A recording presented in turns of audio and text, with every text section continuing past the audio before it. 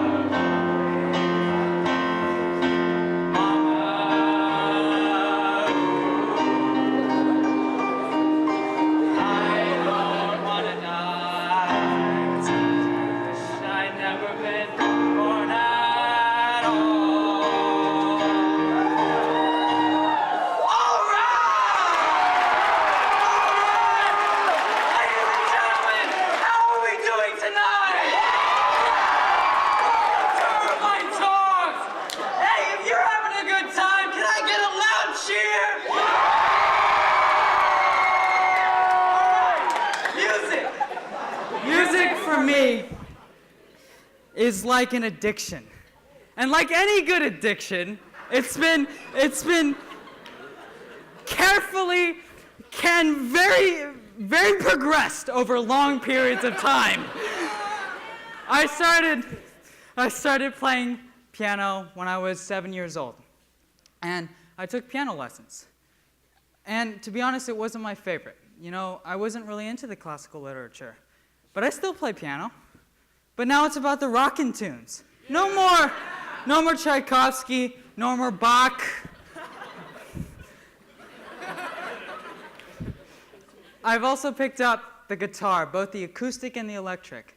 You know, those instruments are about the jamming all night long, and playing chords and just being with your friends, you know, having a good time. But by far, my favorite instrument is the bass guitar. My bass guitar, my Ibanez, is my baby. I love that thing so much. And I like the bass because of the low tones. I like the low tones that it produces. But more importantly, the bass is a gateway to uncharted creativity in a song. I don't know if you've noticed, but it is difficult to hear the bass in songs. But you hear the guitar's melody, you hear the singer singing, and you hear the drummer playing the beat. But does that ever really change? Is there much creativity you can do without it being another song? No, but the bass can do that. The bass, you can play octaves. You can play riffs, you can play scales, you can play whatever you want to play, as long as it sounds okay. These instruments have captivated my life, and there is no rehab for it. Thank God. Now, not only me, but professional musicians have been captivated by the music as well. Robert Plant, the lead singer of Led Zeppelin, talks about in interviews on YouTube. Yes, I'm like that. I watch interviews on YouTube.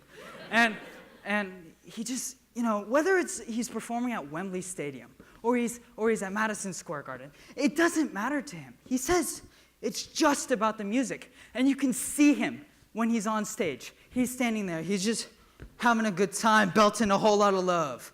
Or he's serenading the crowd with Stairway to Heaven. You know why Led Zeppelin's music is so good? Because of that man and his band. Because of how committed to music they are. Because it's Led Zeppelin. It's Led Zeppelin. I mean, You've heard him play. Like, how much more do I have to say to convince that Led Zeppelin is good? Another musician, Anthony Ferraro, the pianist for Toro y Moi. Yeah! He came and spoke at uni a few weeks ago. And he talked about his life and his travels to Australia, to Europe, to South America, and just the life of a musician. But he went deeper, and he talked about the history of music. And he went into saying, in the 50s, you've heard songs like Love Me Tender by Elvis Presley. It's a short song. It's a short song because artists were constrained by physical means, like a record. How much can you put on a physical disc? Only so much. But now you have different music. You have Ariana Grande. You have Jack Johnson. And you can see it. You can see a difference in music then. Here in the 70s and the 80s, you got hair bands like the Bee Gees. Hair bands like Twisted Sister and disco bands like the Bee Gees. And then you come over here, and you see rappers like A$AP Ferg, or you'll see bands like Imagine Dragons. But one thing has not changed through all this change in music is that music is a universal language. Yeah, there are lyrics, and there are ways of understanding what they're saying, but as a musician, is that really what they're trying to get across? Is that really how that language is told and how that language is conveyed? No. It is conveyed by feeling and emotion. When I listen to Don't Stop Me Now by Queen, I don't really, listen to the lyrics. I don't really know much of the lyrics. I just get this warm feeling inside because of how great that song is. And you know what? I love Gangnam Style. I have no idea what it's talking about. I love the German song 99 Luftballons, and I have no clue what they're talking about. And music is different for everyone. You may like pop, you may like rap, you may like rock, techno, classical, whatever it may be. It's just music there's no music without emotion. There's no music without feeling. Imagine having a conversation with Spock about music. Any Trekkies out in the theater? All right! And imagine, would he understand the heartbreak Taylor Swift conveys when she sings Trouble? Or when George Michael sings Careless Whisper? Would Spock understand the feeling? Would he understand the sadness conveyed when Elvis does In the Ghetto about an impoverished mother and son?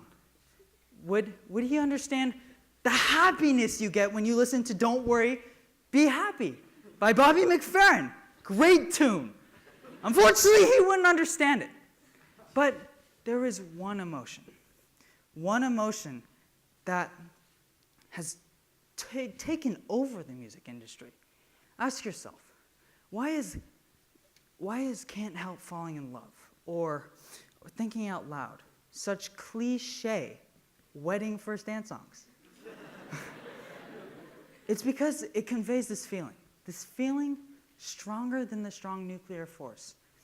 It's only in Irvine would that joke make sense. And would it, and that, you know what that emotion is? That emotion is love. Love controls your life. It takes you one direction, or it takes you the other direction. And you're no longer in control. I just got a new dog. I love her, and I want to go see her right now, but I can't because I'm up here. That's love. Sorry. That's love. Yeah. And music, but what's the point of all my blabbering? You know, what's the point of all of this? Music doesn't happen without emotion. Who feels emotion? Us! Thank you for the hands, I appreciate it. But music, there is no music. There is no music without emotion. But more importantly than that, there is no music without humanity. Music is human. Now, I love to share music, but some of you who know me might disagree. I'm a little stubborn about my music taste. But I just, in a room like this, in a room full of what seems like slightly entertained people, yeah. I'd love to do a song with y'all. Yeah. So, with that being said, may I have you all stand up? And in your pamphlet, you'll find a certain song. I'm not 100% sure where that song is. I haven't seen the pamphlet. It's on the back page, I'm told. And will you please join me in singing a song about a beautiful, wonderful world?